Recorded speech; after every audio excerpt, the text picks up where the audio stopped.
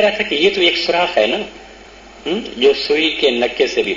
تو اللہ فرما رہے ہیں کہ زمین پہ میرا قانون نافذ کرو تو پھر کیا ہوگا؟ لَفَتَحْنَا عَلَيْهِمْ بَرَكَاتٍ مِّنَ السَّمَاءِ وَالْأَرْضِ.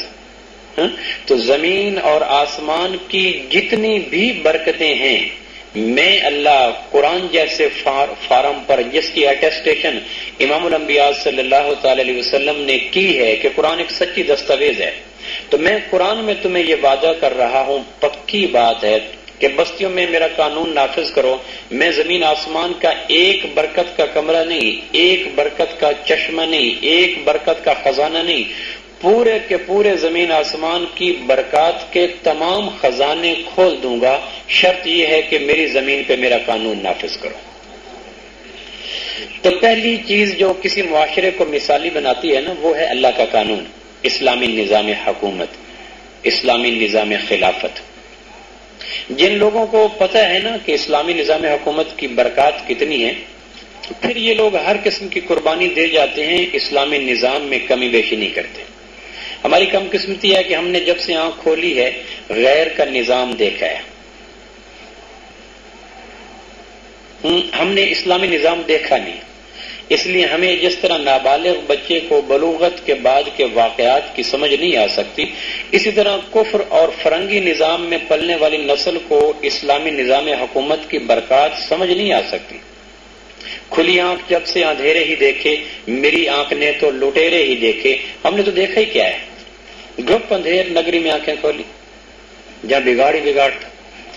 لیکن جن لوگوں کو اس بات کا ادراک اور شعور تھا کہ بستیوں کو مثالی بنانے کے لیے اللہ کا قانون کتنا ضروری ہے، شاید مچھلی پانی کے بغیر زندہ رہ جائے لیکن بستیاں اللہ کے قانون کے بغیر کبھی سنبھل نہیں سکتی.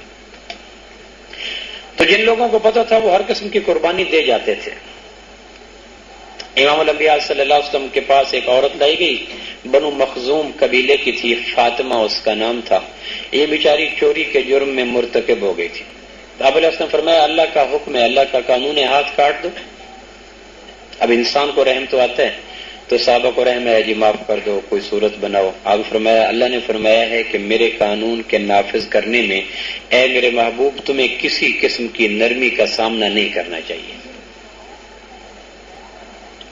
تو لوگ پھر سیدنا اسامہ بن زید رضی اللہ تعالیٰ عنہ کو سفارشی بنا کے لائے کہ جی آپ سفر. تو آپ صلی اللہ علیہ وسلم سیدنا اسامہ سے خاصا پیار کرتے تھے. کبھی کبھی آتے تو حسن حسین بھی کھیل رہے ہوتے تھے اور اسامہ بھی، تو آپ اسامہ کو پہلے اٹھا لیتے تھے.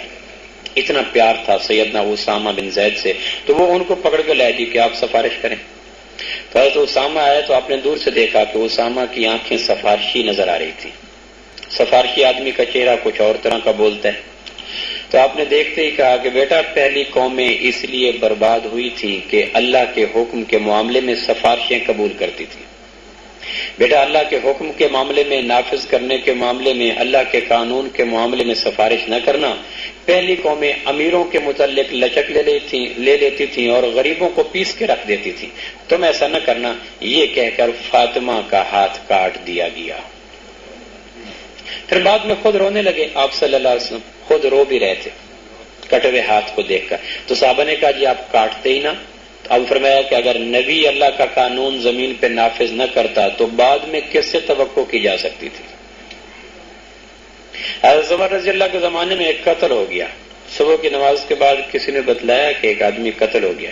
حضرت عمر نے اعلان کروا دیا کہ کوئی تاجر تجارت پہ نہ جائے، کوئی زار زراعت پہ نہ جائے، کوئی ملازم ملازمت پہ نہ جائے. جب تک قتل گرفتار نہیں ہوگا، قاتل کا پتہ نہیں چلے گا، اس وقت تک کوئی مسلمان اگر اپنی مصروفیات زندگی میں گم ہو گیا تو اس کا مقصد ہے کہ اسے تجارت کی فکر ہے، ایک مظلوم مسلمان کے قتل ہونے کی فکر نہیں ہے. مت جاؤ اور پہلے قاتل کو تلاش کرو. قاتل کہاں جا سکتا ہے؟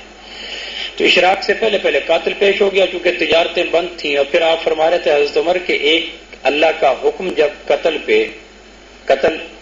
یہ ایک جرم ہے، اس پہ اللہ کا حکم ہے کہ اس کو قاتل کو پھانسی دو. تو ایک قاتل کو جب پھانسی لگے گی تو تمہیں اندازہ ہے کہ تمہاری تجارتوں کے لیے اللہ پاک کتنی برکتوں کے دروازے کھول دیں گے. تو میں یہ کہہ رہا تھا کہ جن کو پتہ ہوتا ہے نا کہ زمین کے فصلوں کی ہریالی کا سبب اللہ کا قانون، تجارت کی آبادی کا سبب اللہ کا قانون، جوانوں کی اطاعت کا سبب اللہ کا قانون، بچیوں کی عصمت اور عفت کے تحفظ کا سبب اللہ کا قانون، دوستوں کی محبت کا سبب اللہ کا قانون، زمین کے خزانوں کو منظر عام پہ لانے کا سبب اللہ کا قانون، پوری کائنات کے خیروں کو سمیٹنے کا مختصر سا نام اللہ کا قانون ہے۔ جن لوگوں کو اس بات کا ادراک ہوتا ہے پھر وہ ہر قسم کی قربانی دے جاتے ہیں۔ اسپین کا بادشاہ منذر، اس کا اکلوتا بیٹا تھا بڑا خوبصورت، جو اس کے بعد گدی نشین اس نے بننا تھا، ولی عہد تھا، تو اس نے ایک عیسائی کو قتل کر دیا۔ تو پتہ چلا منذر کو کہ میرے بیٹے نے ایک عیسائی کو قتل کر دیا، تو کہا بیٹا اللہ کا حکم ہے کہ قتل کا بدلہ قتل ہوگا۔ دو روایتیں ہیں، بعض کہتے ہیں غیر مسلم کا قتل اگر مسلمان کرے گا تو دیت دی جائے گی، خون بہا دیا جائے گا، قتل کا بدلہ قتل نہیں ہوگا۔ لیکن بعض فقہا اس طرف گئے ہیں کہ نہیں، جان جان ہے، اگر خون بہا سے کام بچنا شروع ہو گیا تو ہر امیر غریب کو قتل کرتا رہے گا، تو بازیچہ اطفال بن جائے گا، اقلیتوں کی جانیں نہ کافروں کی جانیں، پھر یہ گلی ماحول کا نا گلی کے بچوں کی طرح کھیل کا سبب بن جائیں گے، تو قتل کا بدلہ قتل۔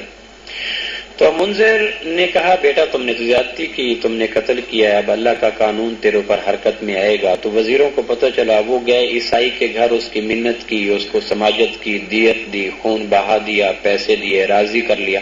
اس نے آگے اعلان کر دیا کہ میں نے اپنے بیٹے کا خون معاف کر دیا۔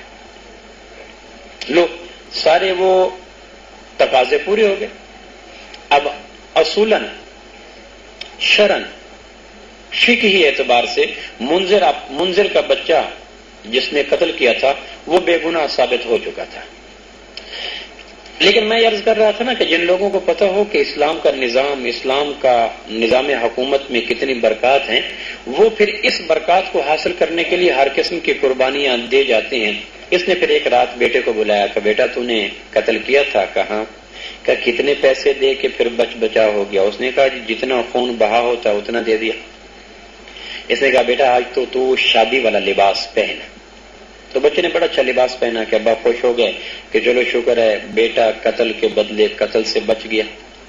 تو بیٹے کو لباس پہنایا، پھر شام کو یہ آیا غمگین سا چہرہ محل کے اندر اور بڑا دکھیارا، اور ہاتھ میں تلوار پکڑی ہوئی تھی، اور کہا بیٹا مجھے افسوس ہے کہ میرا تو اکلوتا بیٹا تھا اور تیرا میرے ساتھ ایک باپ بیٹے کا رشتہ بھی ہے، لیکن مجبوری یہ ہے کہ تو نے ایک اللہ کے حکم کو توڑا ہے، تو نے ایک میری رعایا کے غیر مسلم کو قتل کیا ہے اور پیسے کے بل بوتے تو چھوٹ گیا ہے۔ اگر میں تیرے اس کام کی وجہ سے تمہیں چھوڑ دوں تو آئندہ کے لیے رسم چل نکلے گی کہ ہر شہزادہ غریبوں کو قتل کر کے بیت المال سے پیسے لے کر جان بچا لیا کرے گا، تو آئندہ کے لیے تیرے اس کام کو بنیاد بنا کر کتنے غریب قتل ہو جایا کریں گے، لہٰذا میں اللہ کے حکم پر تمہیں قربان کرتا ہوں، یہ کہہ کر تلوار ماری اور اس کو ذبح کر دیا۔ اور محل میں اپنے ہاتھوں سے منذر بھی مر گیا، منذر کا بیٹا مر گیا، ذبح کر دیا کہ بیٹا اللہ کا حکم پامال نہ ہو، میں تیری قربانی دیتا ہوں۔ پھر بعد میں باپ تھا تو شفقت پدری پھر متوجہ ہوئی، تو پھر ایک دن دو دن وہ جو زخم ہرے ہوئے اور یادیں جو ابلی تو پھر ضبط نہ کر سکا، پھر وہ روتا رہا، تو تیسرے دن اسپین کا یہ بادشاہ بھی مر کے امر ہو گیا، یہ بھی مر گیا۔ لیکن انسانوں کو بتلا گیا کہ اللہ کے قانون کو قائم رکھنے کے لیے بیٹے کی قربانی بھی دی جا سکتی ہے۔ محمود غزنوی ایک دن بیٹھا تھا مسجد میں، تو ایک آدمی آیا کہ جی میں غریب آدمی ہوں، میری جوان بچی ہے، آپ کی حکومت کا کوئی اہم عہدیدار، میں نام نہیں بتا سکتا، وہ روزانہ میرے گھر آتا ہے، میری عزت کو پامال کرتا ہے، میں غربت کے سبب خاموش ہو جاتا ہوں، کروں تو کیا کروں؟ اور بندہ بڑا بااثر رسوخ ہے۔ تو محمود غزنوی رحمہ اللہ کہنے لگے اچھا اب کے بار جب آئے تو مجھے بتانا۔ اس نے کہا ٹھیک ہے۔ 7 دن تک وہ دوبارہ آدمی نہ آیا، 8ویں دن غالباً آیا تو آ کے کہنے لگا کہ جی آج رات پھر وہ آ گیا ہے،